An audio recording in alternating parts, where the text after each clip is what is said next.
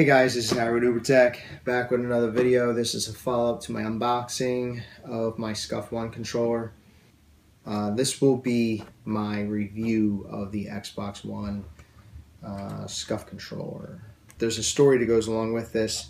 It took about 3 months for this controller to reach me in working order. Here's the controller.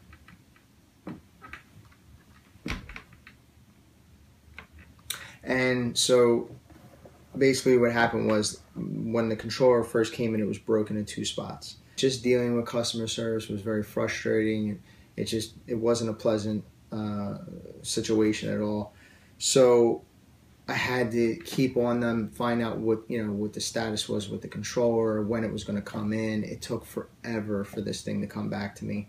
Like I said, I would say from the time I ordered it to the time I actually got it back in working order, I would say approximately 3 months. You could just tell that they're not testing their controllers anymore because of the 2 places that were broken. They were such an easy, like, you could spot it. If you're doing any kind of testing on these controllers, there's no way you can't tell me you would be able to find that out just by testing it. And again, I'm not even saying like rigorous testing. I'm just saying if you opened this up and there was no teeth here, you would see that. That's one catch. And 2, all you had to do is take a chat adapter, try to plug it in the bottom, and you would find out that it doesn't fit, that the board inside's off a little bit before you even send it to the customer.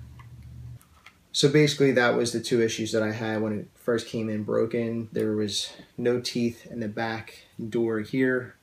As you can see, there's those teeth. They were not there at all. And also in the chat adapter part right here, that wasn't aligned correctly. After they were done doing the modifications, they just didn't align it correctly, so you couldn't put the chat adapter in there. And the other thing that was really upsetting is that you paid $200, or actually paid more than $200 for this controller, and their fix to this back door was taking one of these pieces of plastic, okay, and gluing it to the door, the existing door they sent me without any teeth, and gluing it there. And that's kind of like rigging it. Instead of just giving me a whole new latch door, so this way it's not all, gunked with glue and all this other stuff. It's just nicer to do those things and show your customers that you care and you're going to try to make things right. So that kind of made me upset. Spent all that money on these controllers. You would think that if there was an issue, they would fix it the right way. But putting all that aside, the controller's in my hand again. I'm able to play some Destiny. I'm able to play Titanfall, Call of Duty, all those games. And what I could say is the grips, as far as the Scuf grip is good. I like it. And if I couldn't afford the Pro grip, it would be perfect. It's not a big deal. But if you have the money, I would say that the Pro grip is better, in my opinion. It feels like it's just a lot more grip to it. It feels better in your hands. And the look, as far as how the controller looks, the paint job and everything, it's so nice. There's no chipping of the paint. It's an all-around nice controller. It looks great. I can honestly say, like, I really enjoy the way this controller looks. The paddles are easier to get to. In the beginning, when they first started making these Scuf One controllers, that was one of the biggest complaints, is that the paddles weren't, as good as they were on the 360. They fixed that issue with these Sidewinder paddles. You could see they angle up so you could reach them easier. The hair triggers are nice. They're concealed so you can't see them.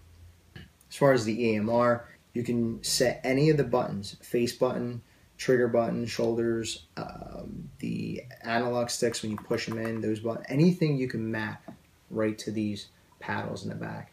So that's another nice little feature. I love it. So what's the verdict? The verdict is buyer beware. You could get a broken controller in the mail. Again, it's not a huge issue. You could send it back. It's just it's the whole point of waiting all that time to finally get the controller in, and then when it's broken, you have to send it all back and wait for them to fix it, because they have a huge waiting list apparently for people that are waiting for their controllers to be built and also their controllers to be fixed. So you pretty much go back in line and have your controller fixed. Keep that in mind.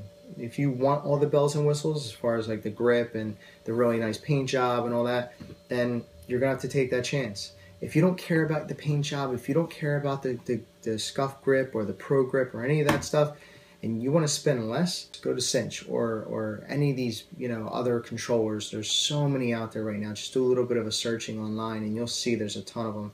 I just know Cinch because a buddy of mine has one and he was happy with it. So again, the verdict is it plays well and it feels good when it's in working condition, and you will have to spend some money to get that type of controller.